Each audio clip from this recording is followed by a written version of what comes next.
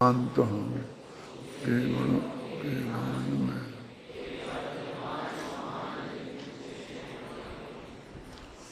समय सार परमागम का बंधाधिकार गाथा नंबर 266 में।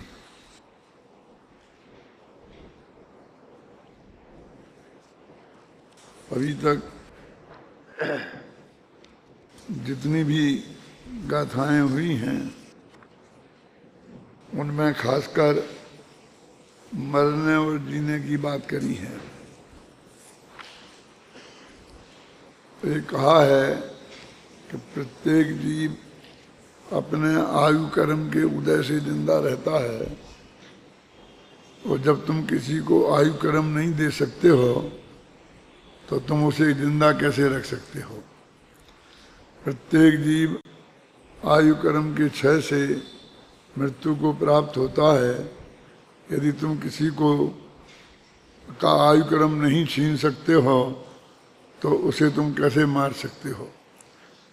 ये जीने और मरने इन दो को आधार बनाकर उनने अपनी सारी बात कही थी, और तुम परद्रव्यों के सुख जीवन मरण को करने वाले नहीं हो। 265वीं गाथा में एक निष्कर्ष की बात कही थी कि जो भी बंध होता है वो वस्तु के आधार पर नहीं होता है, अध्यवसान भावों के आधार पर होता है।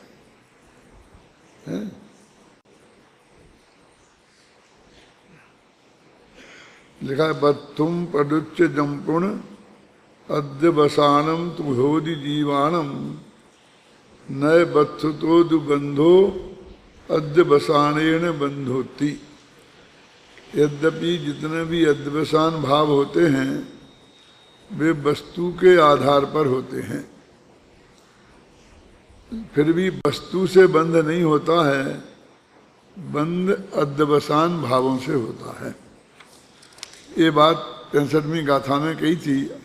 अध्यवसान भाव माने वही मारने का भाव, बचाने का भाव, सुखी करने का भाव, दुखी करने का भाव। इन भावों को अध्यवसान भाव कहते हैं। तो कहते हैं कि यदि बंध अध्यवसान भावों से होता है, वस्तु के आधार पर नहीं होता है, तो फिर वस्तु के त्याग का उपदेश क्यों दिया जाता है। फिर ऐसा क्यों कहा जाता है कि किसी को तुम मत मारो, किसी को मत बचाओ, किसी को सुखी दुखी मत करो। ये उपदेश हमें क्यों दिया जाता है यदि वस्तु के आधार पर कुछ होता ही नहीं है। तो वो कहते हैं वस्तु के आधार से अध्यवसान भाव होते हैं ना, तो वास्तव में तो अध्यवसान भावों के त्याग का उपदेश है, लेकिन वे वस्तु के आधार से होते हैं, इसलिए हम उसे वस्तु की भाषा में बोलते हैं। जैसे अपना बच्चा पड़ोसी के बच्चे से झगड़ा बहुत करता है, तो हमें निषेध तो झगड़े का है, लेकिन हम कहते क्या है, तुम उसके उधर को जाता ही क्यों है। अब तुम उसके घर की तरफ गया तो मैं तेरी टांगें तोड़ दूंगा। वो घर की तरफ जाने का निषेध करते हैं, जबकि निषेध जाने का नहीं है। यदि वो जाए और झगड़ा नहीं करे तो हमें कोई ऑब्जेक्शन जाने का नहीं है। लेकिन भाषा हमेशा ऐसी ही होती है कि होते हैं अध्यवसान भाव बंध के कारण, और जिन वस्तुओं के लक्ष्य से वे अध्यवसान भाव होते हैं, त्याग का उपदेश उन वस्तुओं का दिया जाता है। ये बात निष्कर्ष की गाथा में कही थी। अब जो गाथाएं आगे अपन पढ़ रहे हैं उन गाथाओं में सुख दुख को मुख्य आधार बनाकर उसी बात को आगे बढ़ाते हैं। देखो गाथाएं पढ़ो। दुखिद सुहृदे जीवे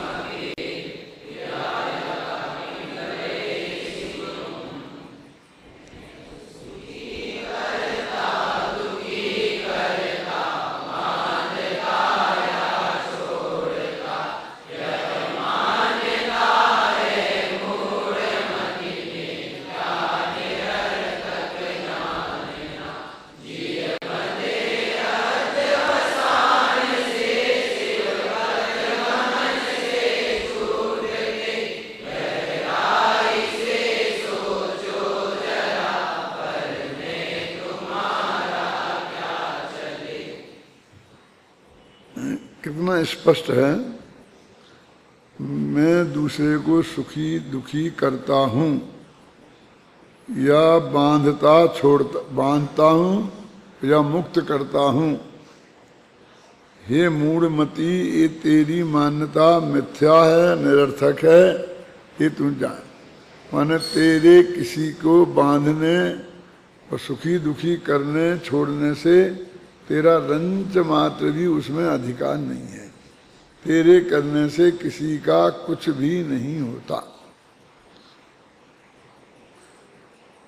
और वो कहते हैं क्योंकि जीव अध्यवसान भावों से बंधते हैं और वे जीव अध्यवसान भावों के अभाव से माने शिव पथ गमन से छूटते मुक्ति के मार्ग में जाएं, माने वे अध्यवसान भाव नहीं करें, वीतराग भाव रखें तो वे मुक्ति को प्राप्त होते हैं। जब ये नक्की है तो तेरा उसमें क्या चल सकता है। ऐसा मत लगाना कि अपने अध्यवसान भावों की बात हो रही है। ये बात हो रही सामने वाले की कि जिसका तू भला बुरा करने का सोचता है, जिसको तू सुखी दुखी करने का सोचता है, वो तेरे सोचने से बोलने से सुखी दुखी करने के विकल्प से उनमें रंच मात्र भी अंतर नहीं आता। तो उनमें फिर परिणमन होता कैसे है? उनमें, अपने की बात नहीं है अभी। कहते उनमें उनको जो अध्यवसान भाव हैं उनसे वो बनते हैं और वे यदि मुक्ति मार्ग में चलें, माने वीतराग भाव में आवें तो वे छूटते हैं। वे कहते जब ये बात नक्की है कि तेरे सोचने करने से बोलने से कुछ नहीं होता, सब कुछ उसके आधार पर भी ही नक्की है, तो फिर ये क्यों नहीं सोचता है गहराई से कि तेरा उन पर पदार्थों में क्या चलता है। और जब एक दफे ये निर्णय हो जाए कि मेरे सोचने से कुछ करने से पर में रंच मात्र भी कुछ नहीं होता, तो फिर हम ये व्यर्थ के विकल्प करके अपना समय खराब क्यों करें और हम स्वयं बंधन में क्यों पड़े। देखो इसमें एक मर्म की बात तो ये है कि हमने जो दूसरों को भला बुरा करने का भाव किया, सुखी दुखी करने का भाव किया, तो हमारे इन भावों से उसमें कुछ भी अंतर पड़ने वाला नहीं है। तो ये निरर्थक हो गए ना। निरर्थक माने जिनका कोई प्रयोजन सिद्ध नहीं हुआ। कि इस वे जो हम चाहते हैं उसमें तो वे पूरी तरह निरर्थक हैं। लेकिन आप कहें कि भाई ठीक है, हमारे सोचने से करने से कुछ नहीं हुआ तो ना सही। हम सोचने से क्यों जाएं? चोर कहता है ना कि हम चोरी से गए तो गए, अब हेरा फेरी से क्यों जाए? हमें जब हमारे कहने सोचने से कुछ बिगड़ता ही नहीं है किसी का, तो तुम हमें ऐसा सोचने से क्यों रोकते हो? वो उल्टा गड़ा पकड़ता है उपदेश देने वाले का। तो वो कहता है भाई साहब उनका कुछ नहीं होता, लेकिन तेरे को तो कर्म का बंध होता है ना, क्योंकि ये तेरे अध्यवसान भाव हैं। तो तुझे कर्म बंधन में डालने में ये पूरी तरह सार्थक हैं। तो जिसका तू बुरा करना चाहता उसका बुरा नहीं होता और उससे तेरा बुरा होता है। अब डबल डबल नुकसान हो गया ना। तो तेरी भावना के अनुसार तूने ये विकल्प अथवा कोई क्रिया, मन वचन काया तीनों ले लो ना, तो मन में विकल्प और वाणी से बोलना और काया से भी कुछ चेष्टा करना दूसरे का भला बुरा करने की, ये तीनों चीजें हो गई ना। तो इन तेरी तीनों क्रिया से उसमें कुछ भी नहीं होगा। तो एक तो तेरा उद्देश्य में तू सफल नहीं हुआ ना। तुम तो उसका बुरा करना चाहता था कि उसका भला करना चाहता था, तो वो तेरे उद्देश्य में सफल नहीं हुआ। तो तेरा ये मन वचन काया का प्रयत्न बेकार गया ना, एक नुकसान। फिर वो कहते बेकार गया तो जाने दो। कि बात इतनी ही नहीं है कि अकेला वो बेकार गया, तेरे को बहुत नुकसान कर गया। क्या नुकसान कर गया? कि तेरे को कर्म बंध हुआ, क्योंकि वे तेरे अध्यवसान भाव हैं। देखो इस सरल उदाहरण से मैं आपको समझाने की कोशिश करता हूं कि अपना बेटा यहां से बंबई गया और आपने 5 लाख रुपए की उसे पूंजी दी कि वो वहां धंधा पानी करेगा और कमा के लाएगा। अब मान लो कि वो 10 साल बाद 15 वर्ष की उम्र में गया था और आपके 5 लाख रुपया वापस लेके घर आ गया। बर्बाद करके कुछ नहीं आया, ये कहना चाहता हूं मैं। जितने आपने दिए थे वो सब पूरे के पूरे लेके वापस आ गया। तो अपना कोई नुकसान नहीं हुआ। कहां एक पैसा नहीं कमाया उसने। जितने ले गया था और उतने लेके वापस आ गया और थोड़ी कमाई करी। क्या कमाई करी? कि 10 साल का खर्चा निकाला। बम्बई का खर्चा कोई आसान है? रहने को मकान चाहिए, उसमें कितना खर्चा है, कि खाने पीना सब, रहना पहनना ओढ़ना। इतनी कमाई की उसने क्या कि 10 साल तक का अपना पूरा खर्चा निकाला और समझ लो कि वो 10 साल तक का खर्चा 20 लाख रुपए है। तो 20 लाख कमाए ना, ये बात तो सही है, 20 लाख कमाए। अब वो दिखते कि नहीं दिखते हैं कि बेकार तो नहीं गया। अब मैं दूसरे दृष्टिकोण से कहता हूं कि उस बच्चे के जिंदगी के 10 साल बेकार गए ना।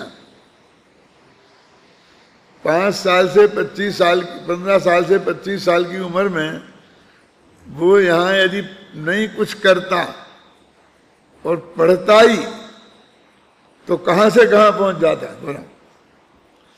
वे जिंदगी के 10 साल और बेबी क्रीम टाइम जिंदगी का, जो सबसे ज्यादा उसको सीखने का टाइम था, जो भी कुछ कर गुजरने का टाइम था, है ना। ये सारी जिंदगी अपनी गन्ने जैसी है ना, कि नीचे का हिस्सा गांठों भरा होता है और ऊपर का हिस्सा बिल्कुल नीरस होता है। बीच का ही हिस्सा होता है ना थोड़ा। ऐसा बचपन तो गांठों भरा है और बुढ़ापा अंत में नीरस है। तो ये जो हमारी जिंदगी के जवानी के जो समय है, जो तुम लोगों का अभी समय चल रहा है, ये सबसे ज्यादा क्रीम टाइम है ना जिंदगी का, महत्वपूर्ण टाइम है। और वो मुफ्त में निकल गया, एक छोटी मोटी हानि है। आदमी तो यही समझते हैं कि 2 टाइम की रोटियां खाने को मिल गई, 2 कपड़े अच्छे पहनने को मिल गए, तो हमारी जिंदगी कट गई शांति से। तो ये मनुष्य स्वभाव इतना बेकार है कि जिसे काटना है। भूखों नहीं मरे क्यों? ये कैसा दरिद्रों जैसा सोचना नहीं है? अजित भाई बोलो। ये मनुष्य स्वभाव जिसका एक एक क्षण, श्रीमद ने लिखा है कि चक्रवर्ती की संपत्ति है ना, पूरी अनंत चक्रवर्तियों की संपत्ति से भी इस मनुष्य भाव का एक क्षण ज्यादा महत्वपूर्ण है। तो ऐसा एक क्षण और तेरा चला गया, उसकी कोई कीमत ही नहीं है। अपने एक दिगंबर कवि ने भी लिखा है कि खोवत करोड़न की एक एक घड़ी है, आता ना, खोवत करोड़न की एक एक घड़ी है। ये मनुष्य की एक एक घड़ी माने 24 मिनट करोड़ों का है, 1 करोड़ का नहीं, करोड़ों का है। कितना बेशकीमती है बोल। खोवत करोड़न की एक एक, हम ऐसे नहीं मानते हैं। अमेरिका में तो मालूम क्या है, जो नौकरी मिलती है वो घंटे से मिलती है। अपने यहाँ तो महीना तनख्वाह तय होती है, वहाँ घंटे से तय होती है। यहाँ दिन से तय होती है ना, एक दिन की मजदूरी 200 रुपया, 100 रुपया, जो भी जिसकी है। वहाँ $7 घंटा, $5 घंटा, $10 घंटा। गवर्नमेंट भी ये तय करती है कि किसी भी मजदूर को $5 घंटे से कोई कम पर मजदूरी पर नहीं रख सकता। घंटे के हिसाब से मजदूरी होती है वहाँ। आपको नौकरी पे घंटे के हिसाब से रखा जाता है, और उस घंटे में आप बीच में जो चाय पानी पिएंगे ना, वो समय शामिल नहीं होता है। वो पूरा काम के ही घंटे गिने जाते हैं। यदि सुबह 8 बजे आप गए ऑफिस और शाम को 4:30 बजे छूटे, तो 8.5 घंटा हो गए ना, तो 8 घंटे गिने जाएंगे, क्योंकि आप बीच में आधा घंटे चाय पानी के लिए गए। तो बोले हमें तो 8 घंटे चाहिए। तुम बोलो कैसे चाहिए, नक्की कर लो बस। तो वे कहते हैं अब जब अपने समझ ले कि 200 रुपया रोज कमा लिया, तो 200 रुपया रोज का, अपने 200 रुपया रोज, ये मनुष्य भव के एक दिन की कीमत 200 रुपया है। और वे 200 रुपया में 100 रुपया तो तेरे पेट भरने में ही निकल जाएंगे, तेरे को क्या बचा? और बाकी के 100 रुपये तो बच गए ना, वे कपड़े लत्ते मकान के किराए में क्यों निकल जाएंगे कि नहीं निकल जाएंगे? क्या बचा तूने? तो फिर तो जिंदगी के समय काटना ही हुआ ना। तो आपको क्या करें, हमको 1 करोड़ रुपया घंटा कौन देने वाला है? तुझे तो वहीं दिखता है ना, करोड़ रुपए घंटे देवे कोई, तो हमारा जीवन सार्थक हो गया।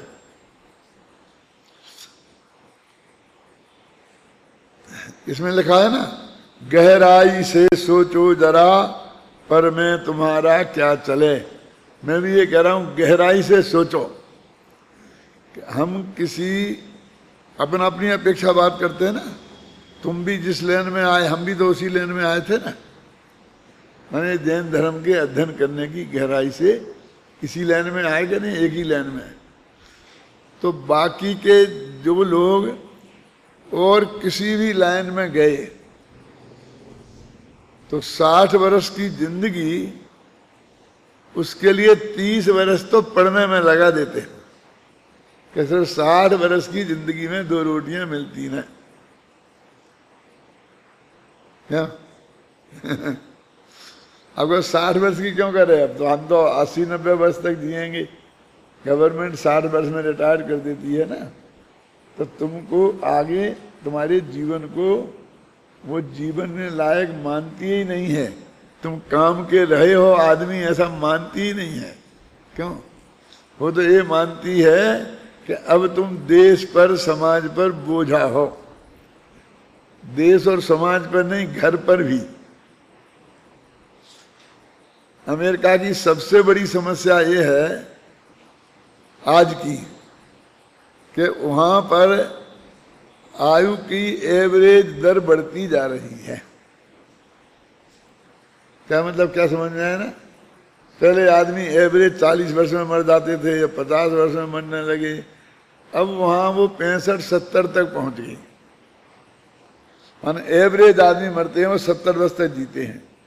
तो वो कहते हैं कि जो आदमी वो 100 वर्ष तक जी रहे हैं वो भी 65 वर्ष की उम्र में वहां रिटायर हो जाता, अपने 60 में ही हो जाते, तो उसको 35 वर्ष का बोझा देश को उसका झोलना पड़ा।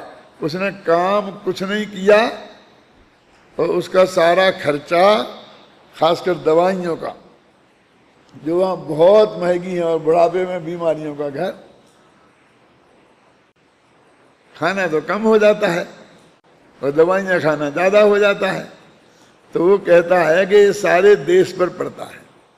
वहाँ एक पद्धति है कि हरेक को वहाँ बीमा कटाना पड़ता है। आप नौकरी आप करो तो नौकरी का बहुत बड़ा हिस्सा आपको, मान लो $6,000 मिलते हैं, तो $2,000 तो आपकी पढ़ाई और बीमारी के बीमा में चले जाते हैं। कितना हिस्सा समझ लो, 1/4 होगा। यानी इतना तुम हर महीने दो, तुम्हारे बच्चे स्कूल में पढ़ें चाहे नहीं पढ़ें। वो भी 10वीं 11वीं क्लास तक, उसके बाद तो हाई एजुकेशन का खर्चा तो आपको ही करना पड़ेगा पूरा।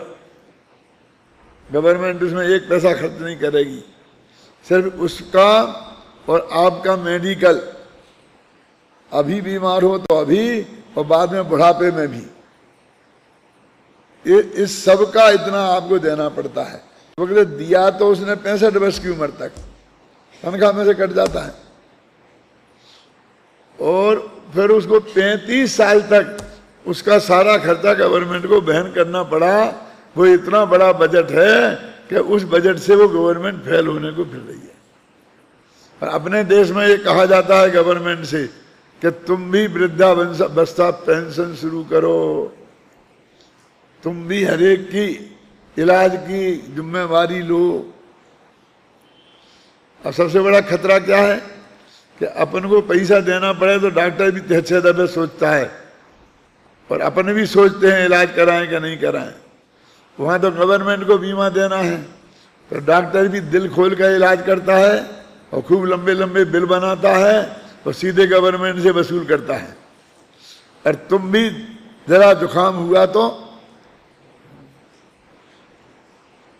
और एक छोटी सी बात और बता दूं, ये जानने जैसी बातें हैं छाड़ा जी। वे अमेरिका वाले वीजा क्यों नहीं देते हैं आपको किसी को? एक दफे तुम किसी तरह वहां बस गए तो उसकी गवर्नमेंट पे कितना बड़ा बोझा पड़ता है।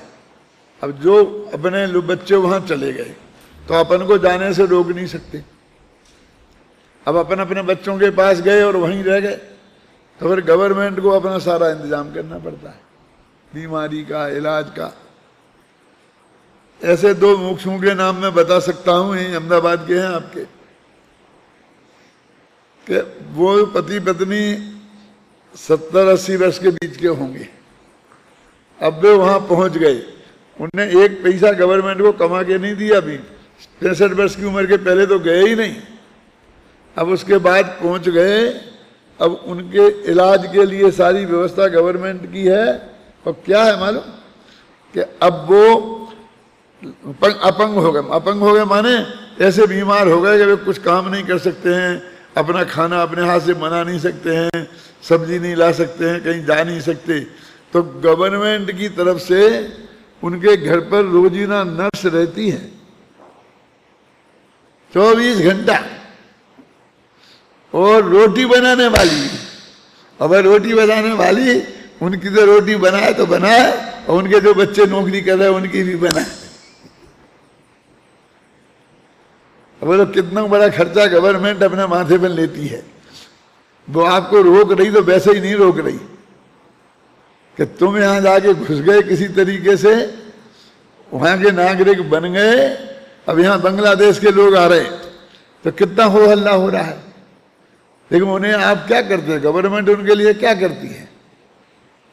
अब हम तो यही कहते हैं हमारे पास जमीन नहीं है, हमारे पास जो भी साधन गवर्नमेंट ने पढ़ाई के स्कूल खोले हैं, अस्पताल जनरल खोले हैं, उन साधनों का भी उपयोग करेंगे तो उनकी भीड़ बढ़ जाएगी। लेकिन ऐसी कोई बहुत बड़ी माथे की जिम्मेवारी, उनके रोटियों की और दवाइयों की जिम्मेवारी तो हमारे देश में नहीं है ना, फिर भी हमें नहीं पुसाते हैं ना। तो आपका वहां जाना उन्हें क्यों है? तो कहते क्यों मना कर दिया? एक ही बात कहते हैं कि तुम वहां जाके बस जाओगे। वीजा देते इसलिए कि तुम टूरिस्ट हो, तुम जाओ तो वहां घूमोगे तो खर्चा करोगे तो गवर्नमेंट को विदेशी मुद्रा मिलेगी। इस लोभ में तो बेचारे तुम्हें वीजा देते हैं। अब तुम क्या तो खर्च करते हो वहां जाकर के, समझे ना। और जब फंस जाओ उसके गले में तो सारी जिंदगी उसकी कसर निकल जाती है। अब हिंदुस्तान के कम से कम 1 लाख तो जैनी वहां बस गए और हिंदू मिलाकर के 10 लाख से ज्यादा होंगे। अब उन सबको ये अधिकार है कि वे अपने माँ बाप को वहां बुला सकते हैं, उन उस पर जो डिपेंड है। कोई माँ बाप माने सास ससुर भी हो गए, क्योंकि पत्नी के माँ बाप हो गए तो पत्नी उन्हें बुला लेगी। फिर अपने भाई बंधुओं को बुला सकते हैं, ब्लड का रिलेशन होना चाहिए। अपने बाल बच्चों को बुला सकते हैं। तो ये बुलाने वाले इतने हो गए कि हर साल 10-20 लाख लोग तो 1-2 लाख लोग तो ऐसे ही पहुंच जाते हैं। अब जो नए मांगेंगे वहां जाने का वीजा बब्बे अलग है। ये जाते हैं ना दूतावास में राजदूत बन के, यही बस जाते हैं वहां, नहीं आते हैं लौट के।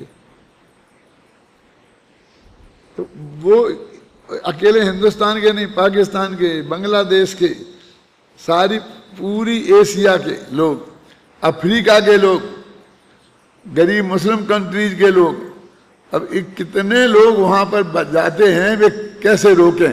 उनकी समस्या आप नहीं समझ सकते हैं। और जब आप लोग कैसे नालायक लोग हैं, कुछ समझते नहीं है, बिना मतलब के मना कर दिया, ऐसा था ऐसा था।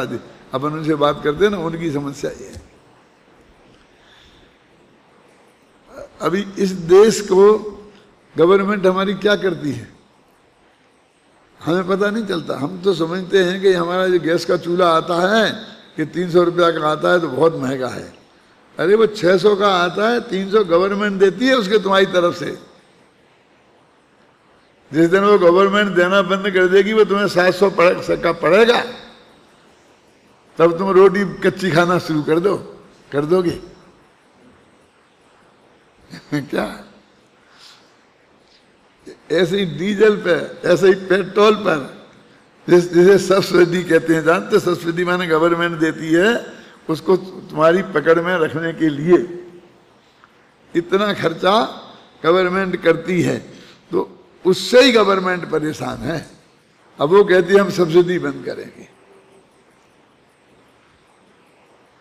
पेट्रोल जो कहते हैं ना गवर्नमेंट ने महंगा कर दिया, 2 रुपये बढ़ा दिया, वो तो उसने 2 रुपये बढ़ाया है, तो 2 रुपये सब्सिडी कम की है, बढ़ाया नहीं है।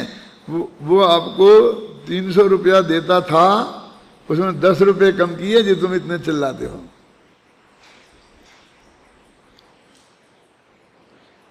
वो वे कंपनियां हैं, वे क्या कहती हैं कि हम नहीं बढ़ाएंगे, गवर्नमेंट दे दे हमें बस। क्या तेल कंपनी का है, अब वो कंपनी कहती है हम इसे 65 रुपया लीटर बेचेंगे, क्योंकि हमें 5 रुपये का घाटा जा रहा है, तो तुम 7 रुपये गवर्नमेंट दे देवे, तो हम नहीं बढ़ाएंगे। और नहीं तो हम बढ़ाएंगे, क्योंकि हमारे घाटे में कंपनी कब तक चल सकती है? मेरे कहने का अर्थ है कि बोझा माथे पे लेते जाना तो बहुत आसान है शांति, फिर उसे निभाना हमारी सारी शक्ति उसी में खर्च हो जाती है। इसके लिए हम साधन कहाँ से जुटाएं? अभी तो छोटी सी संस्था है ना, अब इसमें भी अपन देखते हैं ना कि एक खर्चा माथे मार लो, एक अच्छा माथे मार लो, एक हाथ में खर्चा माथे मार लो, मरते जाओ, फिर उसके लिए लाओगे कहाँ से? आज मान लो कदाचित तुम्हारे पास है और कल नहीं है तो क्या करोगे? जो आते हैं, बहुत सी सिफारिशें आती हैं हमारे पास कि ये कॉलेज, मेडिकल कॉलेज में पढ़ते हैं लड़के और वो सब शुद्ध खाना खाना चाहते हैं, अच्छा ना पानी पीना चाहते हैं, इसलिए आप उन्हें यहाँ पर भोजन की और रहने की अपनी सुविधा दे दो। बहुत बड़े बड़े लोगों की सिफारिशें आती हैं, मैं नाम नहीं लेना चाहता हूँ। जब ये मालूम है कि अपने पास कोई साधन नहीं है, फिर भी आंख मीच के, और मैं बहुत कड़काई से हर कीमत पे उसे रोके हूं आज तक, सबका बुरा बन के। नहीं तो यदि 4 आदमी को ऐसी परमिशन दे देना तो 4 विद्यार्थी पे समय कम हो गए, न रहने की जगह में हो गए तो हम 4 विद्यार्थी की पढ़ाई कम हो जाएगी।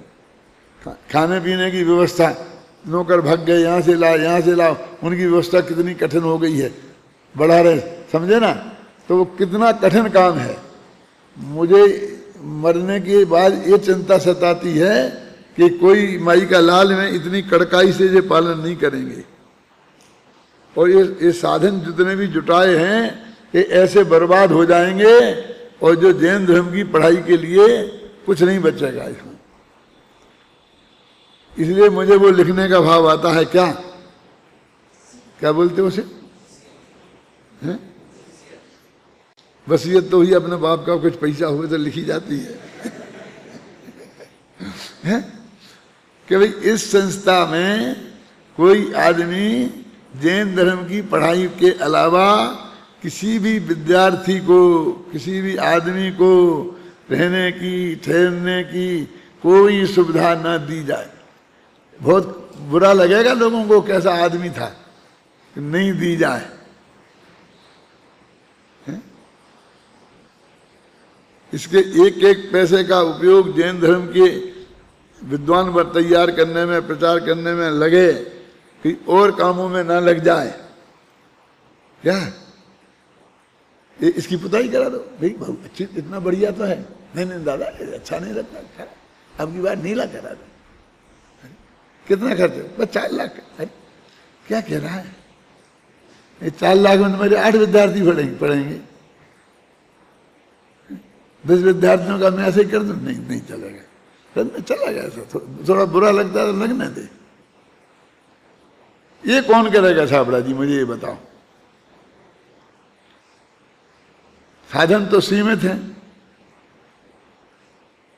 जोड़ने का तो किसी को विकल्प नहीं है, और ऐसी इज्जत नहीं कमाई कि उन्हें कोई बिना मेहनत करे लाके दे जाएगा संस्था को। वो तो व्यक्तिगत वो होता है, भरोसा उसके आधार पर आता है, वो तो कुछ किया नहीं। तो बढ़ाने का तो कोई साधन नहीं है, और जो है वो दिखता है, तो फटाफट उसमें लाके फटाफट कम कर दो। ये ब्रेंचें अच्छी नहीं लगती हैं, जरा 1 इंच ऊपर कर दें, अच्छी एक बढ़िया ब्रेंच बना दें, हटा सब ऐसे सब हटा देने में 1 मिनट में कुछ नहीं लगता है। ऐसा कर दो, ऐसा कर दो, तो वो सुन के मेरा खून सूखता है। ये क्या कह रहे हैं? क्या मैं तो तुमसे ये कह रहा था कि वो लोग जो जितनी भी अर्थकरी विद्याएं पढ़ते हैं, कौन मेडिकल की, इंजीनियरिंग की, तो वे सारी जिंदगी एक अपनी सुंदर भरपेट खाना खा लिया, लग्जरी लाइफ जी ली। वे इसी के लिए तो है ना सारा प्रयत्न। बोलो, घबराना नहीं है।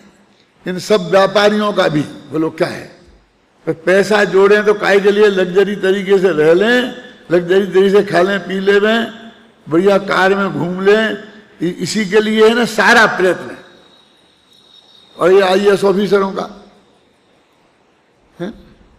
जब मेरे साथ वो डील दी थी ना, किनको, सुप्रीम कोर्ट के चीफ जस्टिस को, तो हम दोनों साथ साथ गए थे, तो मैं उनसे कहूं आप आगे हो, वो मेरे से कहें आप आगे हो।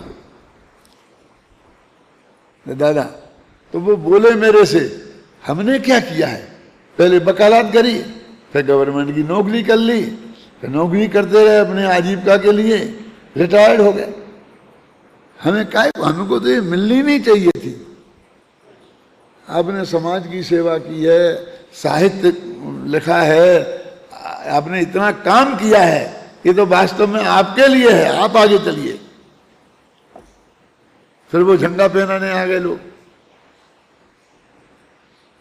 तो उनने कहा इन्हें काहे को पहनाते हो, ये तो इनका तो ये पहने ही है, ये जो हम चपरासी की ड्रेस पहने हैं, सूट पैंट, इनकी वो कलेक्टर चपरासी सब की एक ही, उनको ढको, उनको पहना दो, इन्हें क्या पहनाना, ये तो पहने ही हैं। यानी वो भी ये फील करते हैं। और आप जो पढ़ाई पढ़ रहे हैं, भूखो तो आप भी नहीं मरेंगे, शुद्ध सात्विक भोजन तो आपको भी मिलेगा, स्वास्थ्य के अनुकूल 2 रोटियां दाल साग तो मिलेगी कि नहीं मिलेगी, आटे में घाटा तो नहीं है। और ये मनुष्य भव का एक एक क्षण स्वयं के लिए सार्थक हो जाएगा, जैन धर्म की सुरक्षा के लिए सार्थक हो जाएगा, और दूसरों के कल्याण में निमित्त बनोगे। एक शब्द बोलोगे तो वो देशनालब्धि बनेगा बेटा, एक शब्द लिखोगे तो वो देशनालब्धि बनेगा, शास्त्र बनेंगे। छाबड़ा जी, ये हमारी रोटियां तो हमारे ब्याज क्या मुफ्त की हैं, इसका फल रोटियां थोड़ी हैं, इसके लिए थोड़ी ये विद्या है। ये विद्या तो कितनी सार्थक है, जो मनुष्य भव की एक एक कड़ोरन की एक एक घड़ी है, जिसे अपन बोल रहे हैं, ये उसको सार्थक सिद्ध करने वाली विद्या है। इसका हमें गौरव तो आना चाहिए। है? क्यों?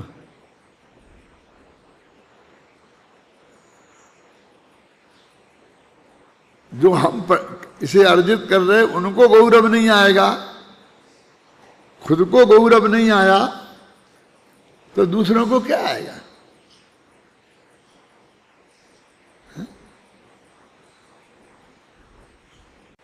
हम अपने माँ बाप का सम्मान हम नहीं करेंगे तो दुनिया कैसे करेगी?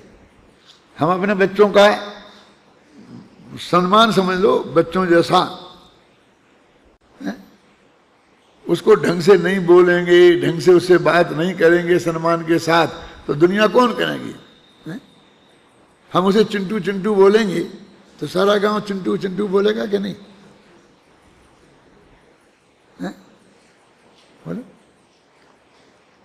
और हम दादा दादा बोलेंगे तो सारी दुनिया दादा कहने लगेगी एक मिनट में। क्या है ये दुनिया तो ऐसी मूर्ख है, उसे क्या लेना देना है? किसी के लिए हम कोई अच्छे शब्द का इस्तेमाल करेंगे तो सारा जगत उसे अपना लेता है, बुरे शब्द का इस्तेमाल करेंगे तो बुरे को अपना लेता है। अब तो आपका अनुकरण करता है?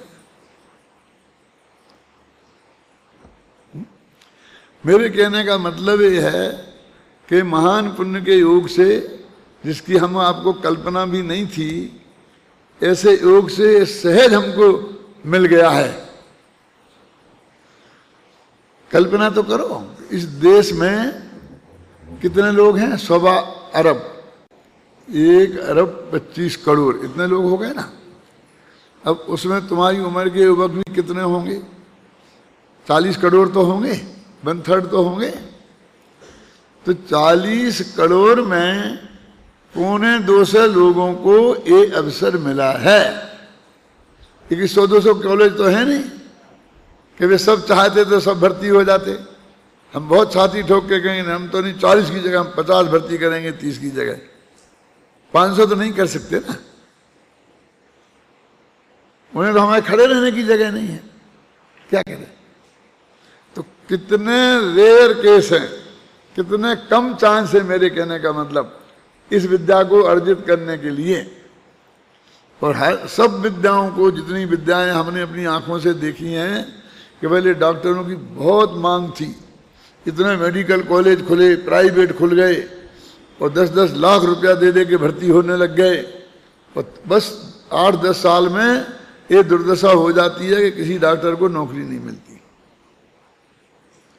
तो सब इंजीनियरिंग में भागे। तो वहां हुई तो 5-10 साल में उनकी हालत ये हो गई कि कोई उन्हें सब्जी मंडी बेचने को रखने को तैयार नहीं है। फिर वो कहने नहीं, कंप्यूटर इंजीनियर की वो लेन खुली तो 2-4-5 साल चलती है, 2-5 साल में सब साफ हो जाती है। इतने खुल जाते हैं, इतने हो जाते हैं कि बस वो इतने, अब वो MBA है ना, अब 10-10 हजार में चाहते MBA खड़े कर लो, चाहे जितने चार्टर्ड अकाउंटेंट खरीद लो, क्यों 10-15 हजार रुपया दो और चार्टर्ड अकाउंटेंट अभी 3 बैठा लो, 4 बैठा लो अपने ऑफिस में, MBA बैठा लो, छाबड़ा जी सब है क्या नहीं है, कितने जल्दी। और 10-5 साल बाद देखना क्या हालत है, क्या है उन विद्याओं में। उनमें आत्मा के कल्याण के लिए रंच मात्र भी कुछ है गुंजाइश, हमारे लिए कुछ नहीं होगा तो कम से कम आत्मा का कल्याण का रास्ता तो हमें प्राप्त हुआ है? ये हम समय सार की गाथाएं आत्मकीर्ति टीका पढ़ रहे हैं, मुझे तो तुम लोगों को पढ़ते देखता हूँ, सुनता हूँ तो मुझे बहुत आनंद आता है। वो बच्ची बोल रही थी अभी, कौन बच्ची थी है? इसमें ये समय है, ये है, लोक में सब सुंदर हैं, सुंदर पसंद है, सुंदर समयो सबत सुंदरो लोये है, बंद कथा ये अत्ते तेन विषम वादनी होई। कि देखो बच्चे बच्चे के कंठ में समय सार बस गया। ये बड़े बड़े पंडितों, कैलाश चंद पंडित ने जैन संदेश की संपादकी में लिखा था कि जब कांजी स्वामी नहीं थे तो हम 50-60 साल के पंडित हो गए थे और हमने समय सार का नाम नहीं सुना था।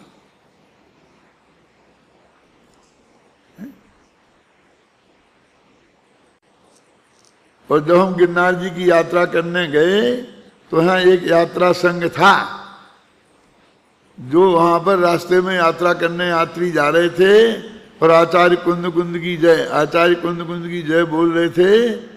तो हमने सारी जिंदगी में पहली दफे हमारे कान में आचार्य कुंद कुंद की जय शब्द हमने सुना था। पूरी दिगंबर जैन समाज में हमें कोई आदमी आचार्य कुंद कुंद की जय बोलने वाला आज तक नहीं मिला था। हमने भी नाम उनका सुना था। हमने माने वो कैलाश चंद जी लिखते हैं कि मंगलम भगवान वीरो मंगलम गौतमो गणी और मंगलम कुंद कुंदाद्दु, इसमें नाम सुना था बस। कि मूर्तियों पे लिखा जाता था कुंद कुंद आमनाए, तो हम जानते थे कुंद कुंद कोई हुआ है। जैसे अपन समझते नहीं, ये हमारी फर्म का नाम है ना, कोई हमारे बाप दादे हुए हैं 5-7 पीढ़ी पहले, तो उनका नाम से होगी। वे जो बाप दादे थे तो वे अब कैसे थे, 7 विष्णुओं में पारंगत थे, कैसे थे क्या पता, पर उनके नाम से दुकान चली जा रही, हम बैठे हैं। ऐसे ही लोग समझते रहे कुंद कुंद भी ऐसे ही होंगे, कैसे, बस उनके नाम से, क्योंकि वे हमारे बाप दादे थे, पुराने हैं, इसलिए उनके नाम से चल रही है गाड़ी। बस वे कुंद कुंद क्या थे, उनने क्या किया, ये बिल्कुल पता नहीं था।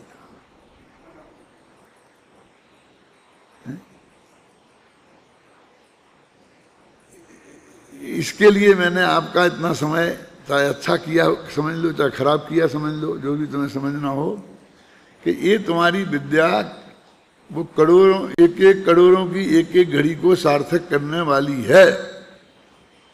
इसमें क्या तनख्वाह मिलेगी और क्या तनख्वाह नहीं मिलेगी उसकी कोई कीमत नहीं है। लेकिन जो आदमी निरंतर शास्त्रों का अभ्यास करता है उसको ऐसा साथी से पुण्य बंधता है कि उसको कोई आटे में घाटा कभी नहीं पड़ता है। और ज़्यादा पैसे हो जाएंगे इसकी कल्पना नहीं करना, क्योंकि वो तो परिग्रह है ना, पाप है। ऐसे धर्मात्मा जीवों के पास पाप क्यों जुड़ेगा, है ना। यदि कोई ले जाता है अपना दादा तो पाप ले गया, क्या ले गया वो अपने बाप का। परिग्रह तो पाप था ना, क्यों, क्यों छाबड़ा जी, क्या ले गया बता, मुझे बताओ, सोचो। मैं पाप ही तो ले गया? नहीं, मैं तो खुद देने वाला। तू भी देने वाला था तो क्या देने वाला था? पाप ही तो देने वाला था। यदि वो परिग्रह पाप है, तुम्हारी सचमुच तुम्हारी बुद्धि में ये बात आ गई है, तो क्या गया और क्या आया? अब रोटियों की आवश्यकता तो मुनिराज को भी पड़ती है, और वो भी जाते हैं ले आते हैं, इसलिए खाना खा लेते हैं। वो तो एक अलग बात हो गई, उसमें कोई ऐसी बड़ी बात नहीं है कि भाई वो ये। लेकिन मैं आपसे बोलता हूं कि जिससे हम कीमत समझते हैं वो कुछ नहीं है। जो चीज हमें उपलब्ध हुई है वो इतनी बेशकीमती है कि उसे पैसों से नापना उसका अपमान करना है। इस गंदी चीज को, इस पाप को उस महाधर्म के साथ जोड़ना है। देखो अपन कौन से महासत्य की बात कर रहे थे, बोलो, कुछ याद है? कि हमने दूसरे का भला बुरा करने का सोचा, बोला और हाथ पैर भी मारे, माने करने की कोशिश की, भला भी और बुरा भी।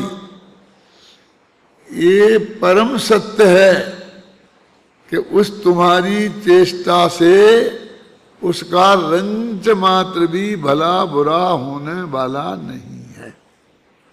ये महासत्य है, समझे ना, एक महासत्य। अब इस महासत्य के आधार पर दो महत्वपूर्ण निष्कर्ष निकले। सत्य तो ये है, और निष्कर्ष क्या है कि तेरा प्रयत्न बेकार गया, यानी वो निरर्थक गया, क्योंकि उससे तू जहां जो करना चाहता था वो हुआ नहीं, बिल्कुल भी। यदि किसी का हुआ भी, ध्यान से सुनना, कभी 1000 में एक का ऐसा हो जाता है कि हम आपका भला करने की सोचें, बोलें और कुछ कोशिश करें और आपका हो जाए, समझना है? 1000 में एक, तो भी वो तेरे सोचने, बोलने और करने के कारण नहीं हुआ। समझ में आई? क्या समझ में आया बोलो? कौन बोलेगा खड़े होके? एक आध बोलो, आदमी का हाथ करो कम से कम खड़ा है। नहीं है हिम्मत? फिर बोलता हूं, हमने किसी का भला करने की सोची, बुरा की छोड़ दी मैंने अभी, है ना?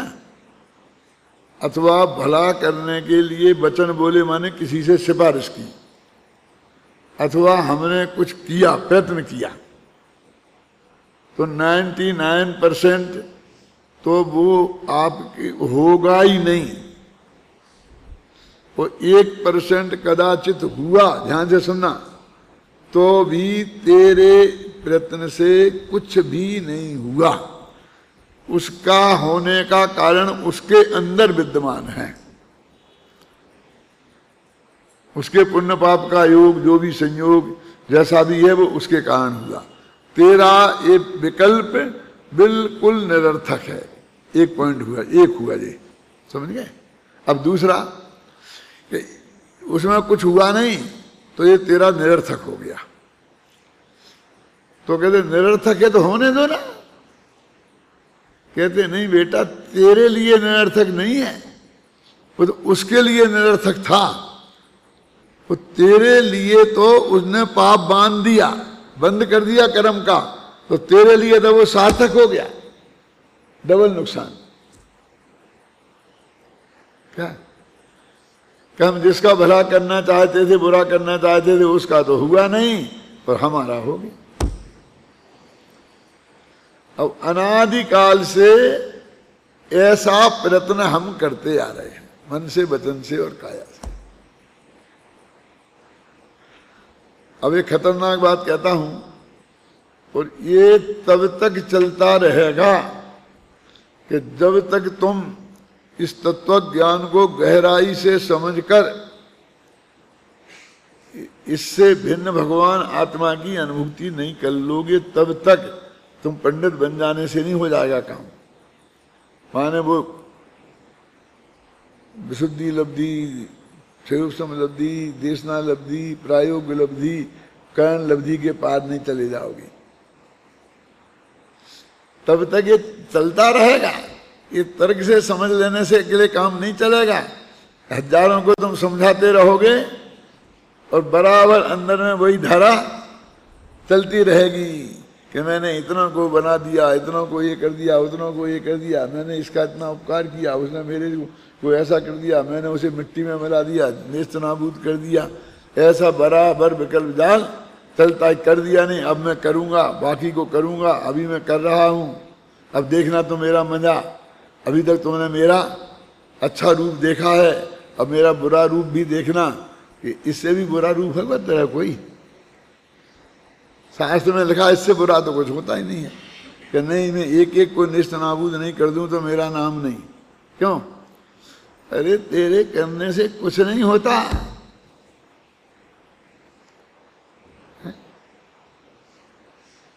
देखो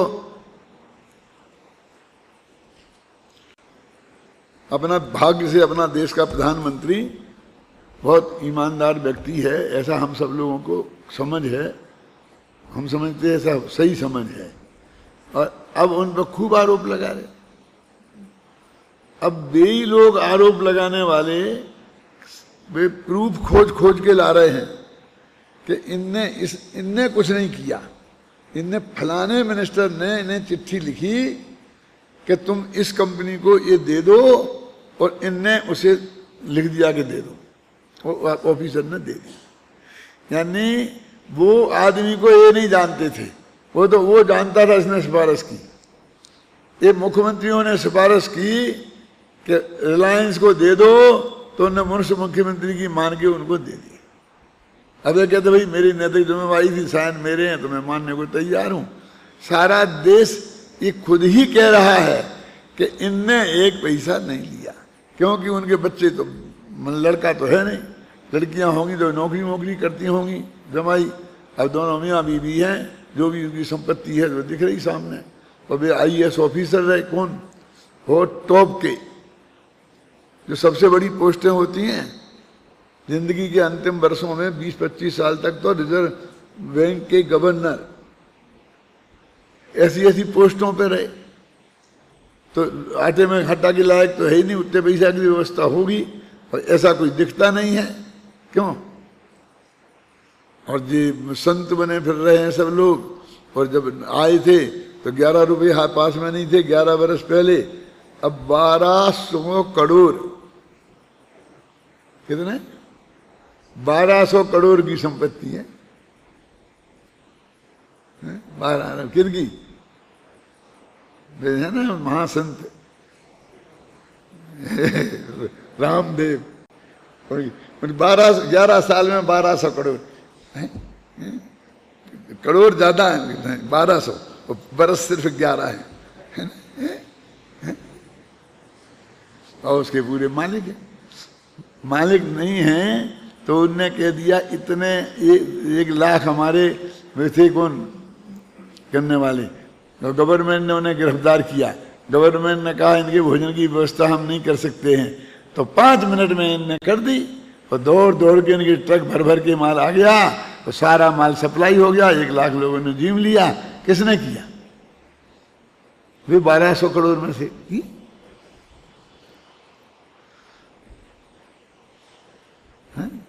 अब कह रहे गवर्नमेंट ये कर रही वो कर रही, जरा समझना मेरी बात।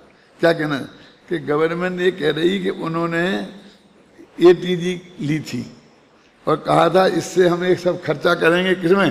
गरीबों के उत्थान में करते हैं जो चीजें हैं।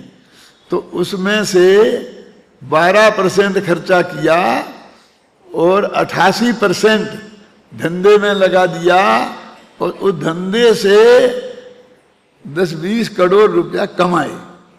वो पूंजी काय की बनी?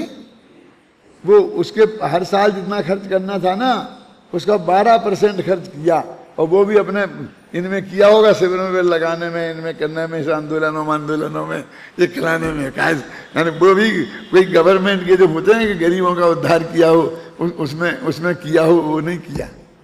अब कहते बदला ले रही। अरे भाई बदला, उन्हें पता है ना, उन्हीं ने तो सब किया है ना, उनके देखते रहते तो उन्हें किया है, उनको अनुकूलता प्रदान करके बाबा जी थे इसलिए किया, अपने अपने धर्म गुरुओं को सब कर रहे ना। अब तुम धर्म गुरु राजनीति में आ गए तो फिर वो सब करेंगे ही ना, वो सब खोलेंगे, पता तो उन सबको है ही। तो वो है ना तुम्हारे पास कि नहीं है?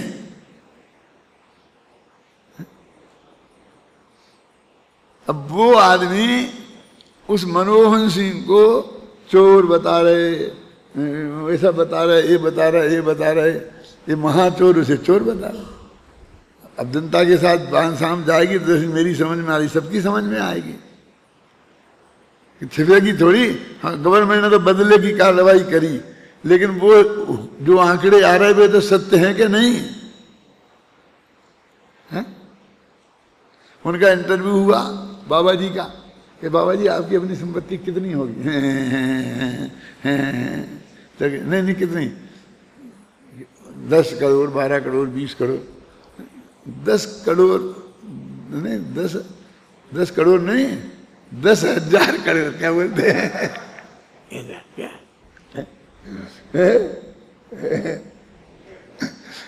इतने से तो ज्यादा होगी, इतने से ज्यादा खुद के मुंह से मैंने सुना आज ही टीवी पे। मैं समाचार ही सुनता हूं ज्यादा 99% कि 10,000 करोड़ से ज्यादा होगी, ये बाबा जी खुद मुस्कुरा मुस्कुरा के कह रहे हैं। निकली 1200। क्या है वो भरतरी जैसा किस्सा नहीं है। देखो समय हो गया, मुझे मालूम है, भरतरी जैसा किस्सा नहीं है। तो भरतरी के गए थे ना वो अपने कौन से आचार्य थे, ज्ञानानंद लिखने वाले, कि भैया ये तुमने मैंने सोना के बनाया है, वही बना लो, नंगे क्यों फिरते हो? अरे तुमने सोना बनाने के लिए राज छोड़ा है, तुम तो राजा था, तेरे खजाने में कौन सी कमी थी सोने की जो साधु बन के सोना बनाया है? सोना तो छोड़ के आया था मूर्ख।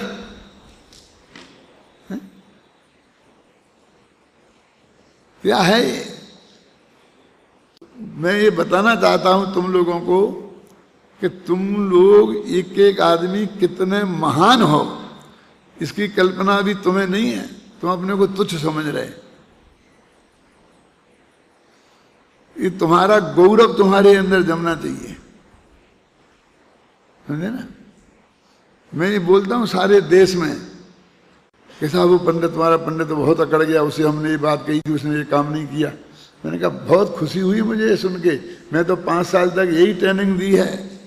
मैंने ऐसे पंडित तैयार नहीं किए हैं जो भीख मांगे, मैंने ऐसे पंडित तैयार किए हैं कि जो सैकड़ों करोड़पति नीचे बैठे सुनने के लिए, और वो गद्दी पे बैठ के उन्हें सुनाए, बिल्कुल निडर होके सुनाए, लंच मात्र उसके दिल में विकल्प नहीं आवे, उसके माथे पे बोझा नहीं पड़े कि ये करोड़पति बैठा है। मुझे ऐसे विद्वान चाहिए, मैं तुम्हें ऐसे विद्वान बनाना चाहता हूं। क्या किसी करोड़पति के आगे पीछे फिर रहे हो उसका थैला लेके, उस दिन मुझे ऐसा लगेगा कि पानी में डूब के मर जाऊं। इसके लिए थोड़ी तुम्हें मैं बना रहे विद्वान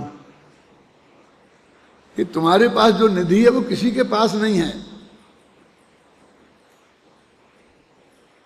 एक दिन मैंने भरी सभा में कहा था ना, यहीं पर इसी हॉल में बैठ के, कि मैं किसी के दरवाजे पे मांगने नहीं गया और ना कभी जाऊंगा। अनंत भाई तुम्हारे दरवाजे पर आज तक आया?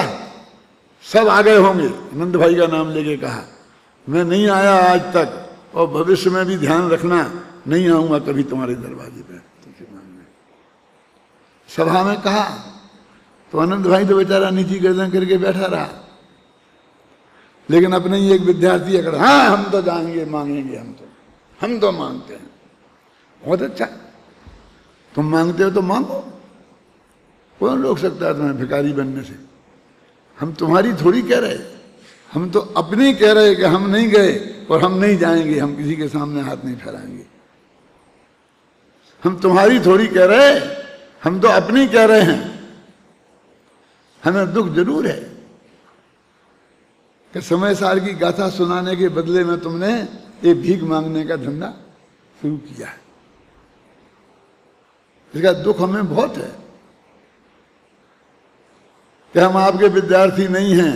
अरे बहुत खुशी की बात है, हमें भी शर्म आती है ये कहने कि तुम हमारे विद्यार्थी हो, क्योंकि हमारे विद्यार्थी का कोई लक्षण तुम्हें दिखता कहाँ है?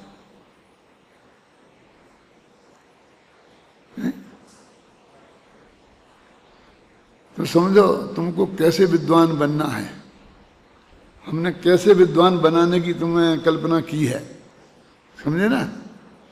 ये सुविधाओं की कोई बात नहीं है। काय की सुविधा? 2 रोटियां खाना है, व्यवस्था हो गई, खा ली और आराम से शांति से अपन त्रिकालीन्द्र भगवान आत्मा की बात सीख रहे, सुन रहे, समझ रहे।